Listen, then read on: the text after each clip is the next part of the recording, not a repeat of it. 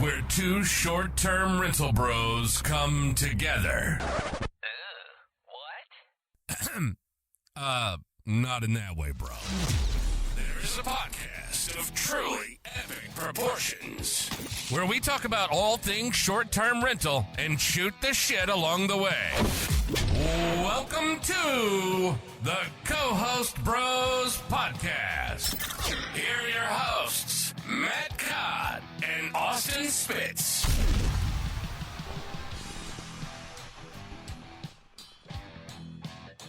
Hey everybody, welcome to another episode of Co-Host Bros. My name is Matt and I'm here with my buddy Austin, and we have a special guest today. Austin, you want to introduce our guest? Yeah, we got Patryk Swietek on here. What's going on, buddy? How you doing? Good. I think Matt specifically made Austin go because he didn't want to pronounce my name. That was a really smart move, Matt. Thank you. But no, thanks for having me, guys. I appreciate you guys. And I'm really excited just to be on and just talk shop. Yeah. That's awesome. So Matt just had to throw me under the bus there, but that's okay because I knew I came prepared. I knew how to pronounce his last name correctly, so we'll go with that. But yeah, there's one thing I want to start off with because I shared on a last episode that about a bad guest experience that I had, and I thought it was kind of funny. It was a dude was walking around naked on the property and stuff like that, and it makes me think of your content because I follow your content. It's very good, by the way, but you always share stories of some weird things because you manage a lot of properties. You've seen a lot, and I love how open and transparent you are with sharing what the guests do at your properties. So if you don't mind, if you want to tell our listeners, just give us like one weird off the wall story that you have if you want to go that route. Oh boy. There's a lot of stories. I probably should have a Rolodex of those on the side, but the one I really like to bring up a lot of times is the time where actually there's two. I'll tell you two stories. One is just funny, but there's one story where we had basically a hot tub that had a piece of floating turd in the hot tub, and I think a guest just took a crap in the hot tub and and it was like all intact and it was just floating there, and it was so bad. The cleaner caught it, and before they could take it out, the guest showed up, and the cleaner at the time went to the store, like to Walmart, to try to get like a net because they were too scared to use their hands. And so the guest just literally grabbed the piece of crap, the turd, and just like take it out of the water with their bare hands. And I was ready for like the worst review ever. And, turns out we just gave them, a gift and they were cool with it. So that was one story. Another story was when my handyman showed up to what, he probably I don't know. This handyman showed up to a porn set. Basically, Sweet. there was like cameras pointing everywhere. It was a big house. It's a 5-bedroom property. It's California, so it's big in a lot of porn industries. They do shoots in Airbnbs all the time, and showed up, and there was lights all over the pool area. The water was murky, and then we checked the cameras to verify that there was naked women walking around. I had to tell my girlfriend that I swear to God, it was business purposes that we were doing this. But yeah, it was like the whole thing. It was really funny. But yeah, those are two guest experiences I've had that are pretty interesting. So that's how you get a fucking 5-star review? Mm-hmm. Exactly. I bet the guest thought it was bark in the hot tub. Then he was like, oh shit. Oh shit. Yeah, they Yeah. thought it was like maybe one of those floating chlorine things, you know what I'm talking about? Yeah, Yeah, but that's the no. scariest kind of shit if it floats. I think it's something. Oh, I I wonder know. what you're eating. I want to know how he got it so hard that it was just floating. Yeah. I like usually dissipates, right? Yeah. But there you go. There you have it. That's funny, man. I wanted to start this episode off with just a good icebreaker like that. So thanks for sharing. Yeah. So talk about what you're doing these days. What's going on in your business, and kind of what's the primary focus for you in business? Yeah, Austin, I think that's a good question. Because I have a hard time even knowing what I'm doing tomorrow because I just kind of one foot over the next. But I kind of landed into buying property management companies. I've bought 3 in the last year. I think that's one of the fastest ways to scale. I'm finishing up my first month of my third acquisition, so I've been head down working, and just doing a lot of the migration stuff. But that I can attest that that form of growth has helped me a lot, because the moment I decided to go into co-hosting and I had 5 of my own properties that I owned, was 1 year, was March 2023, and then by March 1st, 2024, I went from 5 properties I own to 100 properties signed under management. So that was like, I couldn't even fathom those kind of results, but that's what happens when you take an existing brand and you scale it. So That's nuts. yeah. That's nuts. So you have a team, a full team. Yeah, I inherited a full team on both fronts. But yeah, definitely had to hire a lot more people as well for the first acquisition. The second acquisition came with a little bit more, or sorry, the third acquisition came with a lot more personnel that I can count on. But yeah, it's been pretty smooth sailing with this last one because I've done better due diligence this time around. But yeah. And then what are you paying per contract? What's your average? Yeah, so that's a good question on valuation. We don't really pay per contract because we're buying companies that are usually, when you buy companies that are 30 or more contracts, you tend to have a lot more structure in place with systems, with a brand, with personnel people. So you pay really for like around 2 to 5x EBITDA. That's usually what it goes for. Wow. So when you bought one of these property management companies, let's say, and you said you went from five of your own units. So was it more that you found out you integrated their systems into yours? But I would think that it would be the opposite. You kind of took what they were doing, since they were doing it at a larger scale, and plugged your stuff into that. Does that question make sense? Exactly. Yeah. So that was actually part of the appeal of buying the management company. Was they had 15 properties and I had 5, and those 50, they had more properties, but they slimmed down, they trimmed the fat. So they sold us 15, and those 15, all right, they already had like in-house cleaning, they already had like a lot of the managers in place. Like it was pretty much like plug and play. And then obviously the business was in a tough position where we had to do a lot of work to it, but the work that we were doing was also benefiting our own properties, if that makes sense. So, yeah. Yeah. So then my follow up question is like you said you took 15 properties from them. So like in a deal like that, how do you negotiate? How do you negotiate something like that? Because me as a smaller co-host, I have a minimum gross revenue number, and I'm not buying property managers. I'm just going after clients, right? And I'm signing contracts. So how do you establish, like when you're going to negotiate for a property management company, like what revenue minimum meets, and how do you meet with them in the middle? Like how do you negotiate that? Like, hey, I want these 20 properties, but I don't want these 10, or something of that nature. So that's a good question. I think that really comes down to like what you want to talk about. So like some owners might be open to, having certain properties that are not included in their portfolio when they sell to you. Others are not, and they're just kind of giving you a package deal. So you kind of come up to your own conclusion on that. You could buy per contract as well. When I was talking about the valuation, I okay, so when I bought my first management company, it was 15 properties and I should have bought it per contract, but I bought the company itself. So that was a mistake on my end, and I didn't know what I was doing, to be fair. I just kind of came into this and I stumbled upon this world, and I just decided to take action versus, not taking action. And I learned a lot from that acquisition, of course, but I'm happy I did it in the long run. However, at the time, I didn't do it correctly. So everything that I say, how I did it on the first acquisition, I just want to be wary that that wasn't 100% correct, and I learned a lot from that. The first time around, I should have paid per contract. Like that would have been the best, because then I would have picked which contracts I want and which ones I don't. But I kind of just bought it as a full package, and I just kept every contract I was in. So that's kind of how we did it. Gotcha. That's awesome. So you you just took action and did it, and I know that you're a man of action. I follow you on social media. So you have a conference, is that right? Or you're part co-owner of a conference already, and you've been doing this since 2023, right? You said, or that's when you started buying them.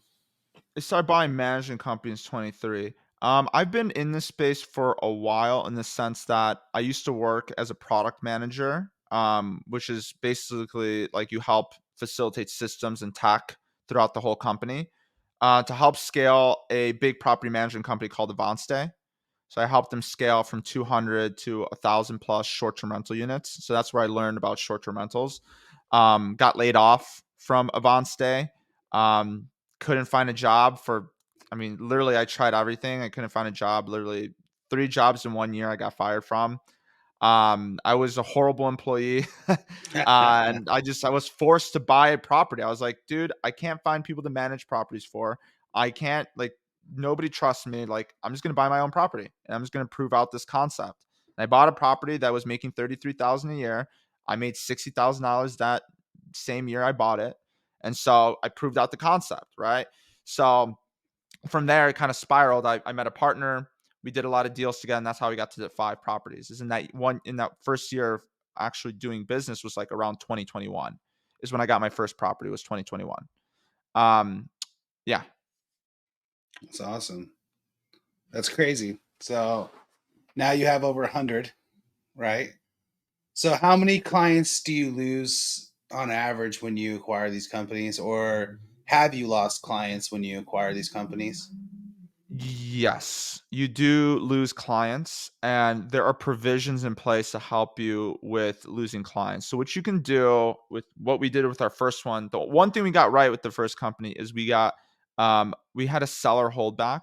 So, what that really means is we put 50% upfront of the cost of the valuation of the business that we came to conclusion on, and half of that was upfront, and then the second half depended on how many of those clients stayed with us. So if and that saved our butt because a lot of clients left, a good amount at least. I think like 5 clients left. Um, and the thing that sucks is like when you get into one of these um, companies, like especially when I didn't do any due diligence, there were promises that were made by the previous management company that we couldn't fulfill because it was unrealistic. It was like they would sign on these clients and they would just promise them the world. They'd be like, "Oh, dude, you can make 120,000." It's like, dude, this property is more like a $60,000 property, and then you're starting off in the wrong foot with these clients, or they're pissed off about something that happened before already. So you're already like you're coming in, you're like, well, I can do better, but they're already still thinking about what happened previously, you know. And then there's certain opportunities where like everyone in the first company, it was a failing company, by the way. I honestly didn't do the due diligence correctly. It was on my fault. And you know, the company was just falling apart. They were too busy to deal with it. Um, and we got sold a pipe dream. And you know, we turned the company completely around. Like 16-hour work days. I'm talking about going in there and getting new employees. We had a felon that was an employee that we had to get rid of. We had 2 managers. One of them was stealing clients. She left. We had another one that was, you know, had a baby, and she decided she wanted to pursue motherhood, which, you know, great for her. So yeah, we were just in a really tough position, and so every client wanted to leave. So we had to come in and basically be like, "Hey, we're different. We're gonna crush it for you guys. Just trust us." And the clients that trusted us, they got the results. They reaped the benefits. We crushed it for these clients. But that was kind of part of the whole story is like it was a tough thing to go through that. But to answer your question, yes, clients are going to leave. So having provisions in place to pay less money if clients leave is a great way to go about negotiating in one of these deals. That's awesome. So my question then is, what was one of the biggest needle movers when you acquired one of these property management companies? Like, what was some low hanging fruit where you could come in and like you're like, hey, I can do this better, and this is why I will, you know, for example, get better reviews, make more money. What was a low hanging fruit where you're like, hey, they're not doing this. This is what Patrick comes in and does a lot better. Uh, a lot of low hanging fruits. But I think the lowest hanging fruit, that's the easiest for us because we already had the expertise, was pricing. Revenue management is one of the most overlooked aspects of the business. And that's why there's a lot of people that are starting revenue management companies, is because that's a need that people have, and people are really not that good at revenue management, and they don't realize that you can't just like set it and forget it, even if it's dynamic pricing. So I think that's where they were using dynamic pricing. They were doing everything like that you should be doing. They were changing dynamic pricing all the time, but we just had a better strategy. And our strategy earned us 30% on the top line revenue right off the bat, like instantly. And so that already is like a huge value add. So like, let's say that, you buy a management company, and this is, you buy a management company, if you could do 30% more on revenue, it's just like it's like a low hanging fruit. You're already making more money the first month. So that was the first one. Another low hanging fruit was the fact that the owners were involved in the business. And so that was like pretty involved. And so that was a big one where we got VAs, we got cheap labor from the Philippines to be able at a fraction of the cost. And we trained them to be the best of the best. And we still use these team members to this day, and we love them. They're the best. Like, I don't know what I would do without them. And I think they're better than even people like I would better than somebody I would hire out here in the US. Like, that's how great these people are, and I'm just so grateful for them. And honestly, they change the trajectory of the whole company. They do everything for us, and they keep the ship moving. So that was another low hanging fruit. But yeah, that's kind of the idea. For the second acquisition, I didn't really talk much about the second one. The second one was a roll up. We basically reassigned those contracts to Stays You Like, the first company that we bought. So we went in. There was a failing company in the area. They weren't doing that well, and we came in and we're like, okay, well, we'll take on these clients, and if they sign with us, like we'll pay you. And I think like we signed on like eight of them or so. And so those eight properties, so those people, how do you win those people over, right? What's the low hanging fruit there for them? There was a lot of altercations with the previous company where they weren't paying these owners out, because the owner of the management company had a high interest loan that screwed him during COVID, and he couldn't pay any of they halted all of his payments. So his people weren't getting paid for 6 to 9 months. Wow. 6 to 9 months, these owners weren't getting paid, and they're just like, I can't, like, it was such an easy sell. I'm like, we'll pay you guys. Like, that was the sell. That was the low hanging fruit. But yeah. He was using their money to He pay for it, to pay for himself, No, his no, loan. no, no.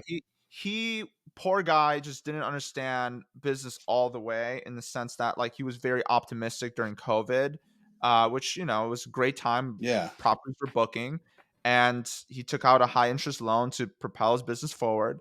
And on the turn, he got screwed, and they realized he defaulted on his loan, and they halted his assets, which means Airbnb payouts. So he tried so hard. He was like, oh, I want to get you guys paid. He's a really good guy, and it sucks. But hopefully he got something out of that acquisition. So that's what we're happy about. So, for your company, I basically predict that you use like a traditional property management structure where you're collecting funds using the escrow account and then paying out the owners, versus like I hate to get technical with the terms, but I use like the strictly co-host method where the owners get paid first and then I invoice them my percentage. So, which way do you do it, and like, is it much easier to scale with you doing all the funds and transactions and inquiring all the expenses versus the traditional co-hosting way? Yeah, we do the trust accounts, and they are a lot easier to scale. First of all, I mean, you don't have to chase down owners for funds or anything. Cash flow is always being managed by you. The owner's a lot more hands off, so the owners like that. So it's an easier sale, especially when you're like, hey, we're full service, like everything.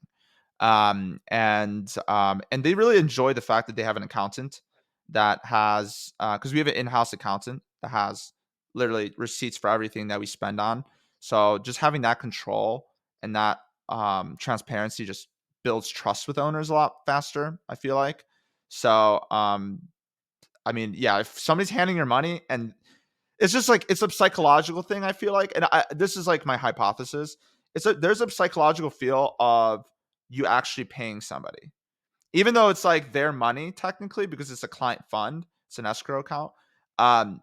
But us kind of delivering the money in their bank account, it kind of gets them to trust you a lot more because it's kind of like when you have a job and they pay you. It's kind of like you kind of have to owe that job in a certain way, like you have to deliver on your results. So that's kind of the way I like to look at it.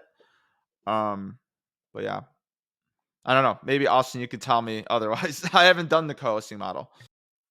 Oh no, that's interesting because you say it from a scalability perspective. So the way I have it structured, and I haven't really met anyone that does it kind of like this, is I have them sign a credit card authorization a form.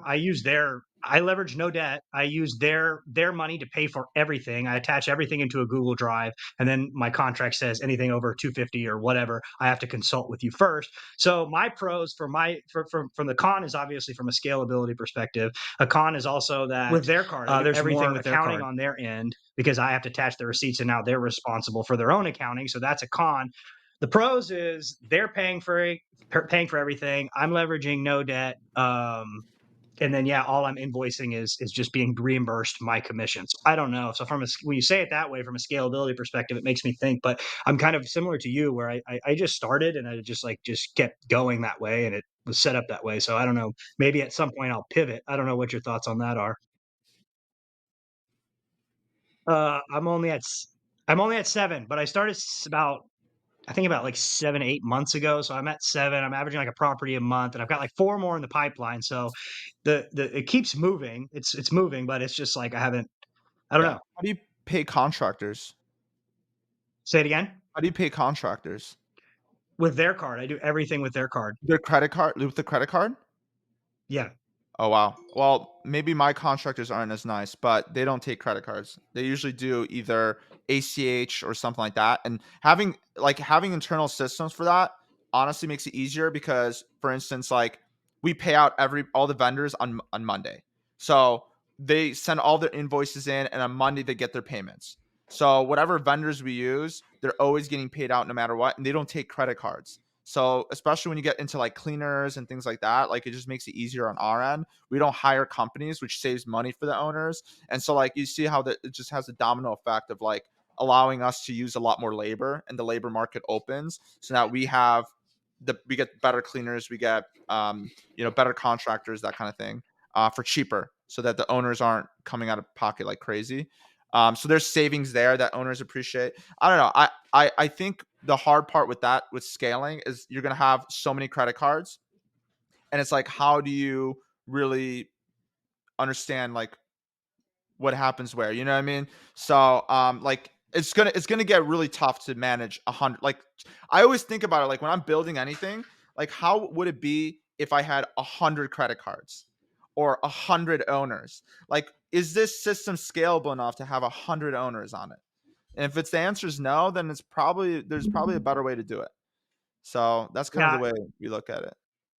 Yeah, and it's kind of the thing like that. I'm the only person I know that's doing it that way. Everybody else kind of collects funds, takes the debt, and I just was like, "Hey, this is more advantageous to me, so I'm going to do it this way." But now, when you explain, now you explain it from a scalability perspective, but it's also one of those things that I don't think it's going to.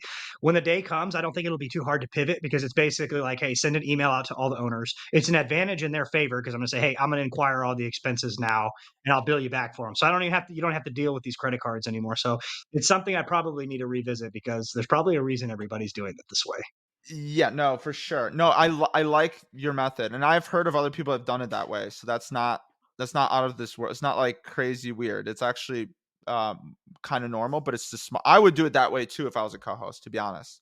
But I'd be curious to see if there's a will that you can integrate Bill.com so you can pay out vendors like that, even with their credit card. That I mean, I don't know how that would work, but that would be really cool. I don't know. I think it's easier. Are we going No, off it's on a easier for tangent? small scale. We're good. I think it's easier for small scale, right? Like you said, if you got 10 properties, I mean, okay, you could juggle the 10 credit cards, but you have 100. So what I was wondering is like, do you have a different escrow account for each property owner? No, we have one escrow account that holds all the client funds. It's a broker sponsored account, and real estate funds you can transact through that. And how do you know how much each one gets? So the accountant will say like pay him this much, or the bookkeeper will say pay him this much each month. Is that how it works? That's the accounting, right? The accounting in Yeah. house is going to take the transaction history. It's going to deduct all expenses, and then they're going to make the final payout, and then they're going to pay it out. And so on the accounting books, everything has to be balanced in accounting, right? There's credits and debits. So if you're messing up, the credits and debits are going to be screwed up as well. So there's ways to figure out if that's being done correctly, if that makes sense. So then you hand him a receipt, basically like this is for Blue Heron House, or this is for this house. Yeah, And absolutely. then so you told us before we started that you just jumped into Broken Bow. So did you buy a company there, or what happened? Yeah, so Broken Bow kind of fell into my lap. I have a client that is in Joshua Tree that has had not the most pleasant experience with Broken Bow, and his properties are struggling with his management company. So we're doing pretty well for him in Joshua Tree. So he entrusted us to take over his 4 cabins that he has in Broken Bow. And when you have 4 cabins, you have a little bit of economies of scale. You can negotiate some good cleaner rates. You can do some stuff there. So we kind of set up our team there, and we've just started operating, and it's been great. I mean, I think it's an easier market than Joshua Tree. I'm looking at the competition. I'm like, there's not even a Yeah. model anywhere to be seen in any of these photos. And it's like funny, our cleaner would come up to us and say, "You guys don't have a sign outside of your houses. Everyone's got signs outside of their houses to market the direct bookings. That's how they do direct bookings." I'm like, really? Like we work off of just Airbnb and the platforms, and we do really well off that.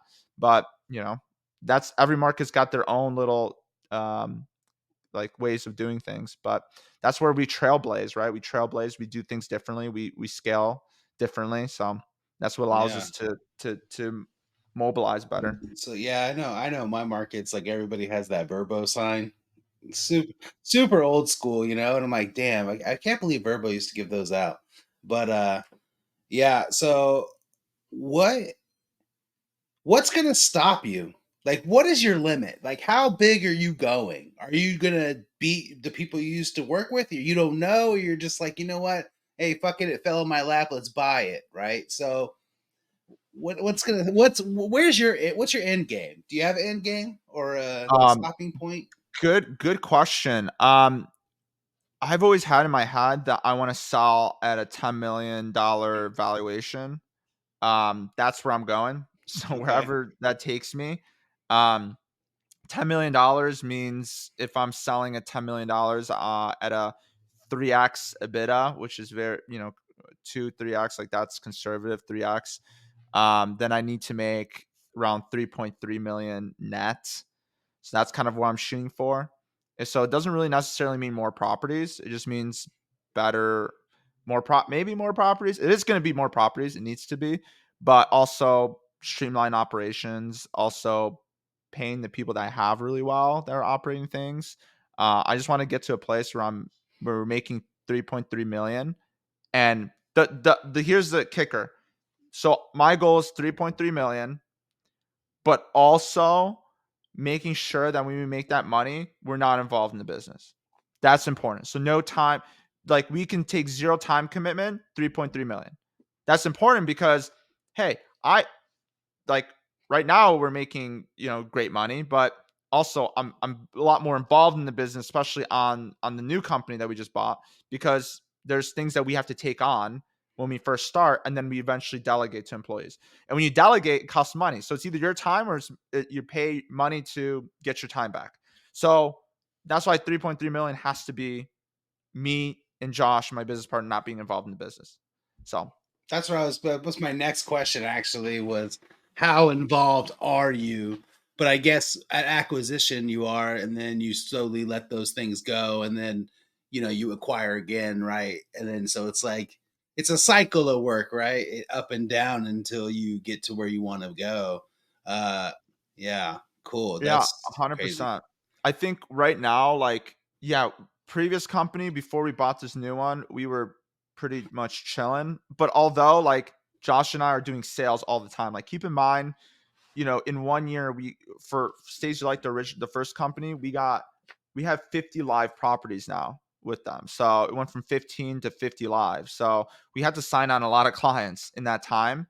And we're constantly signing people on. I mean, we had a 3x 3 to 4x growth from where we started. So and that's just that company. That's not even including the new company. New company comes in, that's another beast in itself, and the fact that we're getting a lot more lead flow from that. It's all in the same market. So there's economies of scale, and I feel like there's always going to be something to do for us. Either so the idea right now is like, obviously we're very involved because we take on all of the work, we build all the trust, we talk to all the owners, we do everything, and then we delegate, and that's how we kind of scale. And so right now we're in that building the trust, doing all that, and then eventually we're going to be out of that, and then we'll be either focused on selling more within the Joshua Tree area or going into a new market and doing acquisition. So those two are the options. So it's either sales or acquisition. It's one of those two. So whatever falls on my lap. That was my next question. If you were gonna thinking about acquiring stuff in another market, so like now that you have these 4 units in Broken Bow, it hasn't been that long, but 6 months down the road, you might be like, you know what? Let me acquire this in Broken Bow, right? Because eventually you're gonna run out of people to acquire in Joshua Tree, right? Oh yeah, I'm assuming. So what are your thoughts on that? Moving markets? You planning on it? I do think, since we bought one of the best companies in Joshua Tree, there's no really rhyme or reason to buy another one, since we're just going to be clients are just coming to us now. Like when you're the top dog, and this is not me saying I'm the top dog because I made this company the top company. It was actually the previous owners. The previous owners made this a top company. So when you're a top dog, people come to you. And so they didn't want to scale, but like we are open to it. So like now we're accepting clients. So like clients are flooding, right? So so we get to decide, there's no reason to scale there, right? The scale really comes into like a new market where like, hey, let's get a new market, have an existing infrastructure, existing trust accounts, existing everything in place, so we don't have to start over from scratch. And then we come in, like this last month, it was just learning. You come in and you learn the market through the previous owners. The previous owners just pass on the knowledge. Hey, for my 20 years of working in this market, my 10 years of working in this market, this is what works, this is what doesn't, this is what, how to do things, this is how not to do things. Here's the people that already know this market, have been here for 10 years. You get there, you start getting the employees buy-in, and they're like, well, we love you, this is great. And you build trust with them, and then you build trust with the clients, and then you offload, and then you build scales and marketing and operations, and then you build. And that's the same thing. It's a 30, 60, 90-day process. And then from there, it's like a running machine, and then you go on to the next thing. So that's kind of how it works. Obviously, I don't want to overwhelm my COO. She's like already like no more acquisitions right now. But once things are stabilized, she might be more open to it once things kind of come off the plate. But it takes time, right? Building companies, especially sustainable companies, takes time. And so like when you buy into an existing company that already has that, it saves a lot of time. So I'm not looking to reinvent the wheel. I'm not looking to come into a new market and try to figure it out. I don't know, like I'm going to add my own twist to it. And that's the cool thing. You can come in with a new perspective, be like, well, in Joshua Tree, we don't do that, but in Broken Bow, you do this. Cool. Maybe we can add a little bit of Joshua Tree in here and see if it works.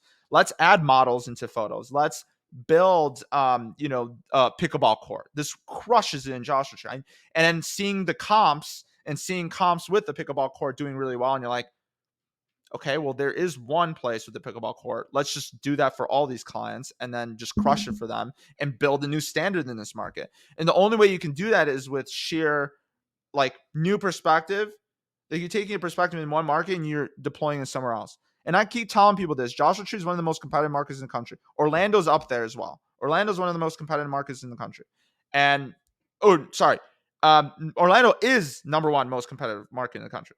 Joshua Tree's up there. I don't know where, but we play in the NBA. I'm going up against LeBron James, right? So I gotta have my A game every day, all day, every day. Like I have to be the best at pricing. I have to be the best at optimization and listings and all that. I have to be the best at sales. I have to be whatever. And so in other markets, you could just put up something and it could be an okay like product, and you can just have good design, and then it crushes it. But that's not great. Design is a standard. That is the bare minimum. And so now on top of that, you need to have everything else. So when we come into a market, like, I'm sorry, I'm going to throw Michigan under the bus because I love Michigan. I love my Michigan people, but at the same time, you're doing design and then you're crushing it. That shit does not work in markets like Joshua Tree. And so if I'm coming into that market, I'm doing the design, the amenities, the just like all the greatest marketing for amenities in winter and summer, and doing everything you can imagine to make this a place that people are going to come to year round. I know that I can crush it. And so that's kind of the idea, you know? Well, that's what makes it easy too. So like Austin and I were actually talking about this a couple episodes ago, that the industry needs standardization, right? So it's like, yeah, I know that if I roll in, like you're saying, if I rolled into Michigan and I did everything else everybody else wasn't doing, the standard is no longer that the house is decorated correctly. The standard is like, there's this, there's this, there's this. You know, I have this amenity and I have this and I have that. And it's the same thing. Like I went into a market to where it's like, I shouldn't even be in the market. The market's not even a fucking market unless you're on the beach. It's not a market. It really isn't. But I crushed it. I crushed it based on, I mean, Air DNA. I triple what Air DNA said. It's not like I was making a money hand over fist. I'm going to sell that house, but because I did things that other people weren't doing. Right. So, I mean, I get what you're saying. And then especially with the company thing, I get what you're saying because it made me think like, with the companies, it's like buying a furnished house and you keep what you can keep and then you would change what you need to change, right? You're not going to keep all the people that work there. You're going to weed some people out. You might keep these people. You might keep Stella over there, right? Because Stella's doing a good job, and Carol. But Frank, you got to go, bro. And you're going to change it up, right? So that's amazing. So how are you getting funding for these companies? How did you get funding for your first one? Let's talk about that. How'd you do that? So first one, I did seller financing, 50% down. The 50% down I got from my business partner. My business partner came in and funded the 50% down, and then I paid him through the profits of the business. And we paid off the whole loan in 1 year. So Wow. but we also scaled incredibly fast. And I think that we can pay off the loan for the second one in the first year too. But the only reason it's aggressive, but the only reason I say that is because now we have two companies making money, and the first one is already, you know, like free from debt, so Yeah. it's just generating cash. You're And gonna Dave so I think, Ramsey. Dave yeah, Ramsey the your Dave debt. Ramsey model. But yeah, that's kind of the thing there. I do want to go back, if it's okay. I want to Perfect. talk about, because you mentioned something about homes and adding value to homes. The cool thing about adding value to a management company is it's a business, and so you get business equity, or you get valuation on business activities. And what I mean by that is you coming in and increasing 30% revenue is not just cash flow in your pocket. So it's actually adding to the value of the business. So like, for example, let's say the company's making $100,000 a year, and at a 3x EBITDA, it's worth 300,000. So you buy it for 300,000. Now you put 30% more revenue into the business, it makes 130,000 instead. Now the valuation is 390,000. You see what I mean? Just on Right. pricing alone. Now, if you can go in there, you can just double what like we came in and we just tripled or quadrupled like the valuation, like tremendously. And so now you're getting not only the cash flow to pay off the loan, but you're also getting business equity. Like that business alone can be sold, and 50% of the payouts for entrepreneurs are through the sale. So that selling portion is like really where you get your big payday. And not to say that like I'm looking to sell out. I'm not looking to sell out, but if there's somebody that I trust that I think has a good operation and I can see them passing on the torch, I'd be open to potentially selling it, even if it's half. I can sell half of it and I can have them operate everything at 50%. There's so many ways you can play it, but there's equity there. That's the most Yeah. important thing. So with a house, you can't really do that. You have comps. It's a sales based approach. If this home that's a residential home is this much, whatever is this much, then you can't get more than that. So Yeah. I've seen properties are worth, if you comp it out, it's 250,000. That's it, but it's making 120 or 130,000. It's like, this is crazy. But the reason for Yeah. that is because it's sales based, right? But you get income based with the business, which is cool. Well, it's like commercial real estate too, right? Forcing appreciation, this type deal. Yeah. That's yeah. There's more There's more room for money, right? To make more money and improve that. And it's not like me buying a house and it appraised for 50 over and I'm all happy, but you buying a business and then quadrupling the revenue and now it's like worth, quadruple more, right? So that's amazing. That's amazing. So I got a question for you. So you're constantly, I mean, let's go back to sales for a minute. It's inevitable that you are going to be losing clients, as the time goes by, right? It's just part of the game. You can't keep everybody happy. So what are you doing from a sales perspective outside of buying management companies? What are you doing from a sales perspective to keep the needle going upwards versus I guess every now and then when a client falls off? So are you still going, cold calling, or like what do you got? You said most of the business comes from you, but what are you doing from a sales perspective? Yeah, so good question. From a sales perspective, um, we have a lot of inbound leads. We don't really do much outbound. There is a little bit. I mean, depends on what you consider outbound, but most of the leads come to me. And eventually the reputation more to just Josh and I. With this new business, especially, they are ranked number one on Google. They are, and we consider that. So the way we structure things is the new company is a luxury brand, and then our other company is more of it's more of a fun brand that's doesn't always include luxury, but can include luxury. And it's more affordable to be here, but the luxury brand's more expensive. But the luxury brand gets picked up like all the time. Like I already have Wall Street Journal. I just talked to Wall Street Journal yesterday. I'm talking to a big magazine that's featuring one of our properties in the 5-page feature.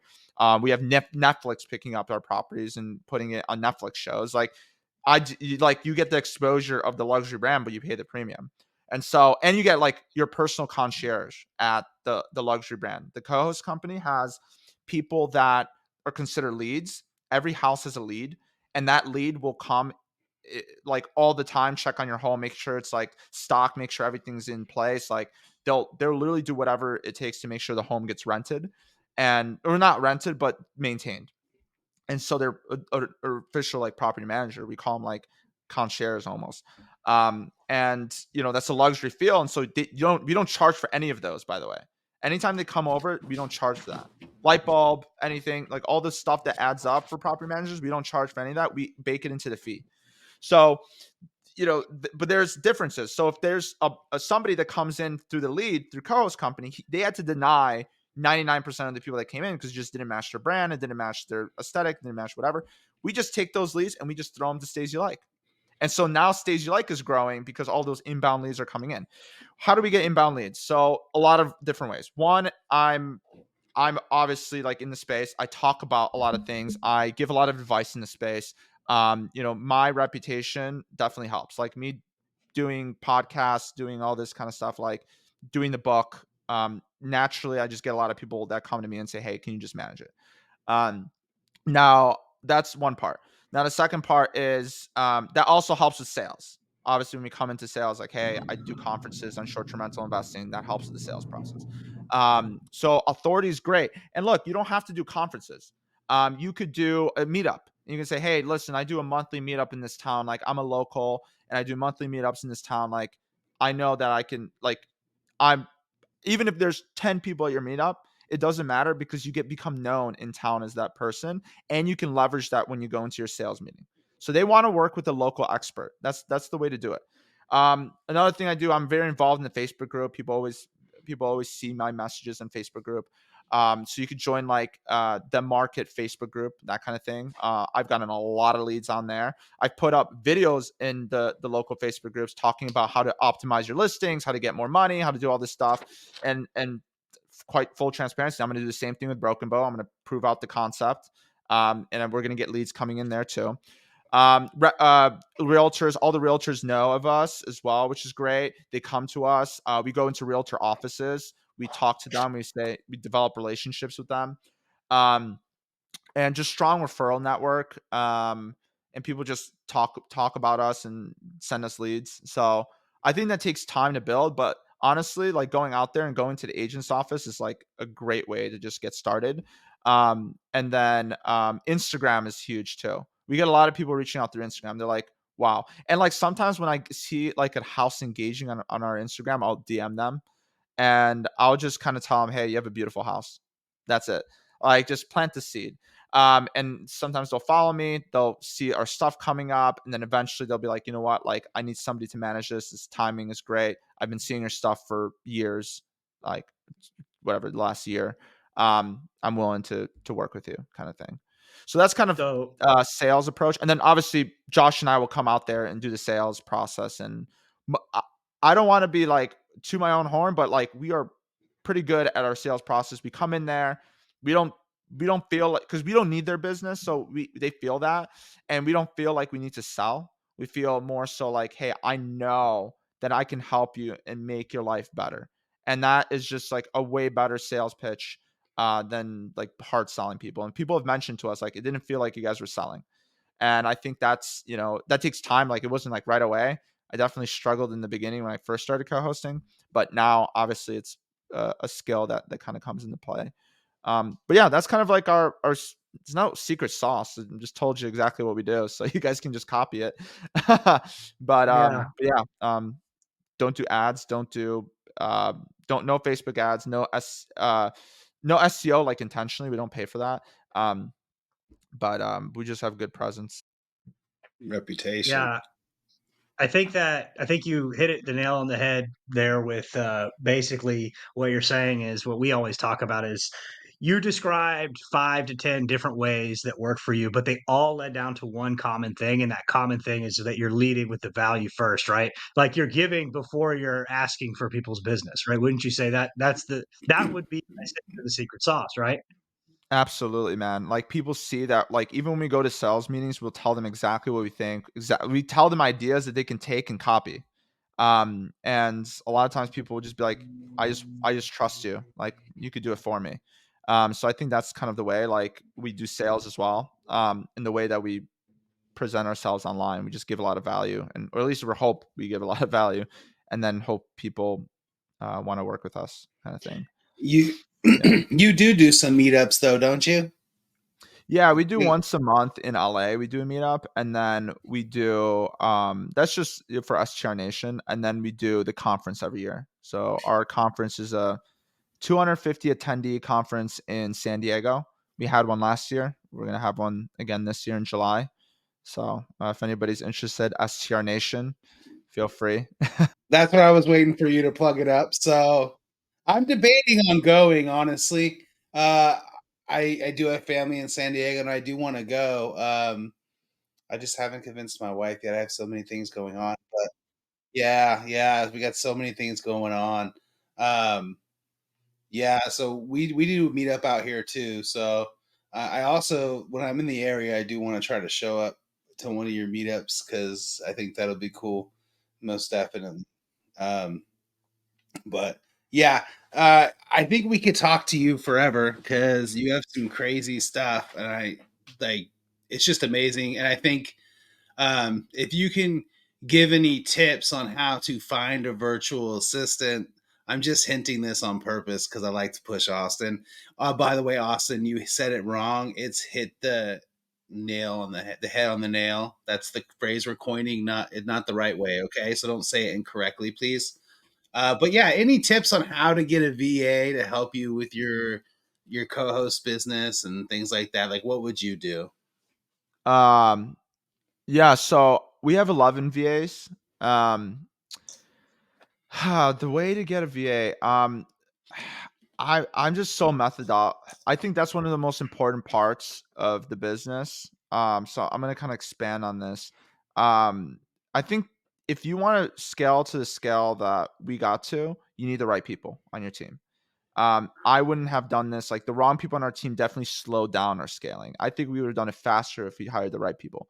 And I know that it's hard to make that right call every time, but the right people will propel you further than anything you do.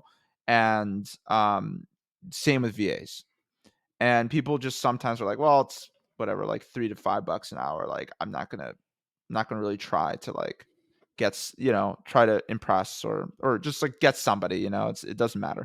I don't care because my time is on the line. My time is worth way more than whatever they're charging. And on top of that, these are real people, and I should take it seriously. Yeah, so definitely. because their shit's on the line too. If they show up and they're like, this is not a good fit for them, it's like I do not only our company a disservice and my time a disservice, but them a disservice.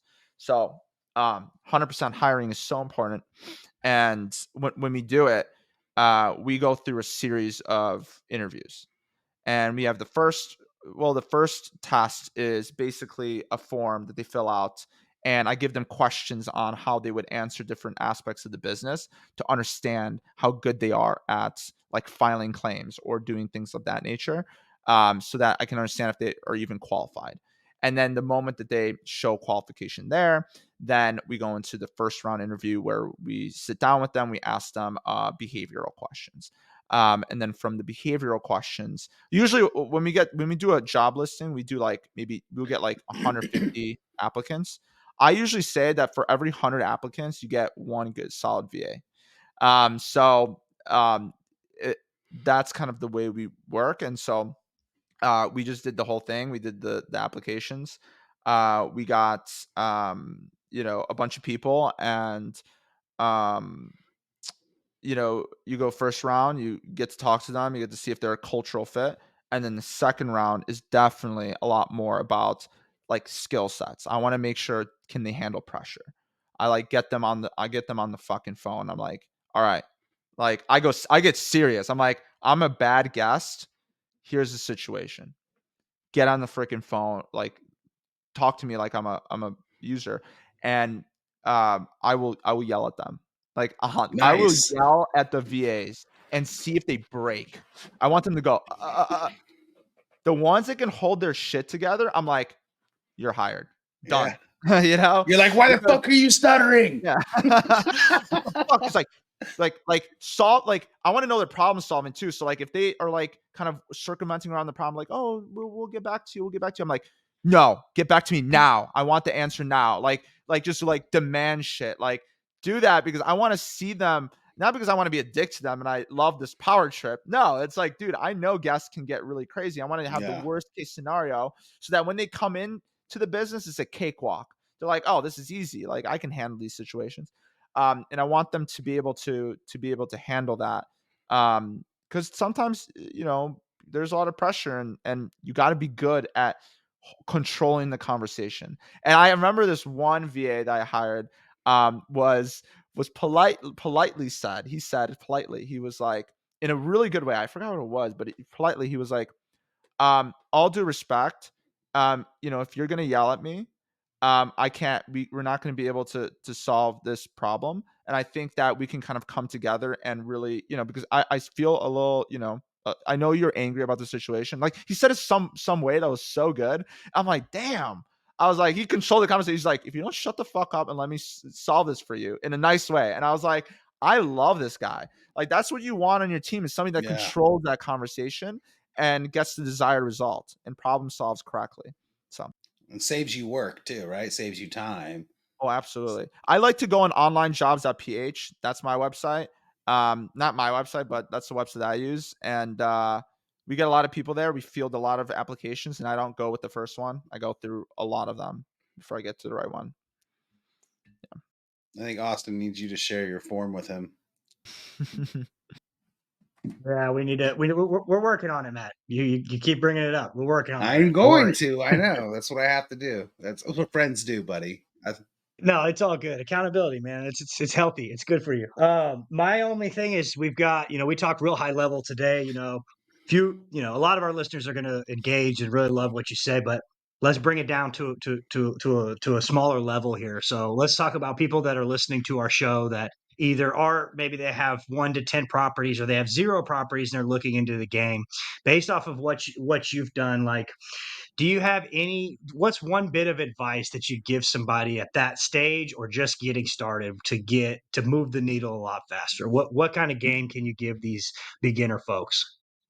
Yeah, in the beginning, I think in the beginning, it's mindset is a big thing. I know that's very broad as well. But I think if you guys want practicality, I think if you have your mindset correct, um, boy, okay, I'm gonna plug one thing right here because I Plug it. promise you, Go ahead. it's gonna help. This is my book. It's called the Airbnb Superhost. I literally break it down in here. If you really read through this book from it's called the Wealthy Airbnb Superhost for the people that don't see this screen. But it's on Amazon. Find it on Amazon and read the book. It's a really easy read. I think it's like 100 something pages. I think 150.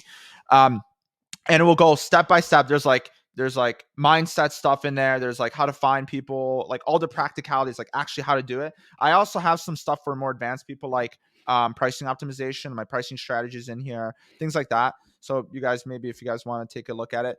But really, I think the big idea is once you really get to that point where you can start finding people, I think flexibility is a huge thing that I think people get wrong. In the beginning, they have all these standards, like, oh, I won't take a bad owner, I won't do this. In the beginning, just get something, like something. Just deal with the bad owner, deal with all this crap, because it builds authority and it builds brand. It's easier to sell when you're like, well, I have 3 properties I manage for, than if you have 0. So, in the beginning, I would say work for free for 2 months and manage their property for free, and no obligation. But if you like me, then we can do it at a discounted rate of 15% or 20% or whatever, just to get your foot in the door. And then eventually you can start being a lot less loose. You can start being a lot more demanding of a lot higher standards. Like, we have standards now. We don't take everything. And Austin, you also have standards. You don't take everything. But in the beginning, especially when you want to crack into co-hosting, that's the way to do it. Now, if you want to buy a property, then you need to have money. And so that's a whole different conversation. But this is the co-host bros. So I'm telling you guys how to co-host. But yeah. So I just bought your book, but I'll probably have my kid read it and give me a synopsis, and then I'll read it later. But if you DM me your link for your book, I'll put it in the show notes too. Um, I think that's awesome. I mean, that's great advice. It's similar to what I'm trying to do. So I'm trying to co-host in a market that's far away from me on purpose, so I don't have to be close. And then I plan, when I get my first deal and I start getting paid, I'm going to use that money to get a VA immediately, so that way I can scale out, right? And I can have that VA the way that I need that VA. So I'll be reaching out to you for your list, hopefully in the next Absolutely. soon. You can. So At unless this you point, want to I don't. share that questionnaire with our listeners, I'll put it in the show notes too. It's up to you. But I'll share that in private. I only share okay. that with my students and like my friends. Because it's just something that if everyone's on online jobs at PH, so I just want to make sure I'm betting the best out of anybody, because I need the best VAs, guys. So, but I'm happy to share with a few people, but not the world. Oh, they can join. You have students, so they can join your mastermind group, or I do have private okay. students, but I don't take everybody. So if you reach out to me, I'd be happy to talk to you about it. But it's just kind of like loose things. We're just So interviewing you, testing the pressure. I'm just seeing. Are you part of any mastermind groups out of curiosity? Not anymore, but I have been as I was scaling. The only one that I'm part of right now is I'm part of a buying business one. That's the one I'm doing right now, and it's been pretty good. I haven't used it as much, but I do come in there for questions when I need to. And they have some pretty good tips. Sweet. Yeah. That's awesome. Austin, you have anything else? I know we want to be cognizant of Patrick's time. No, yeah, I don't really have anything else. But one thing I did want to bring up is I don't want to plug false advertisement like Matt's doing for you over here. No, I'm just kidding. But hey, Whoa. I'm just messing with you. No, but my question is too though, do you still have that? Do you still share your like 101 ways to get co-host clients? Because that has been tremendously when you put that out, I download it and it's like it's saved on my drive, and whenever I'm like looking for a creative way to do something, I flip through your 101 ways to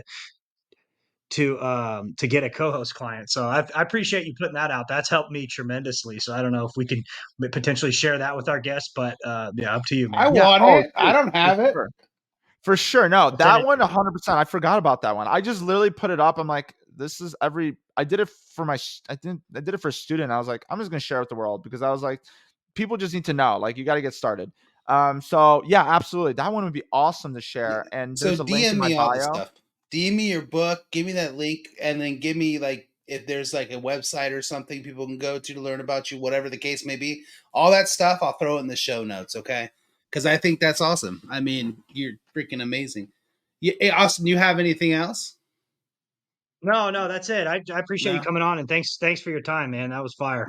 You want to tell anybody where they can find you? Tell everybody where they can find Yeah. you. Yeah, you can find me on Instagram. I feel like that's the easiest way. So if you want to do at Patryk Patryk _SWI, you'll be able to find me. And then also, if you want to join our Facebook group, STR Nation is our Facebook group. We have a bunch of short-term rental investors out there. Happy to have you. And yeah, that's kind of the whole thing. If you want to get mentored by me, I mean, I'd be open to it. Now that I think about it, I'm thinking on the whim. I'd be open to it, taking on like one or two more, because now that the first month of the craziness is done, I'd be open to like helping somebody buy a management company or something like that. But yeah. But anyways, that's kind of how you find me. So And if you want to meet him in person, buy tickets to the STR Nation conference in San Diego, July. I think it's the 5th or the 7th or somewhere 7th around there. I to don't 9th. know. I was close, 7th to the 9th. So you can find that at strnation.com. And have you put the STR speakers on dash there yet? nation. STR Oh, dash nation. Dash Nation. Have you put the speakers up there yet? Yeah, we're gonna launch that pretty soon. Okay, that's what I was waiting for. So, Cool. all right. All right, guys. Awesome. I'll Well, talk thank to you you, guys. everybody, for listening. We appreciate it. You follow us at Co-Host Bros. All right, everybody. The Co-Host Bros Podcast.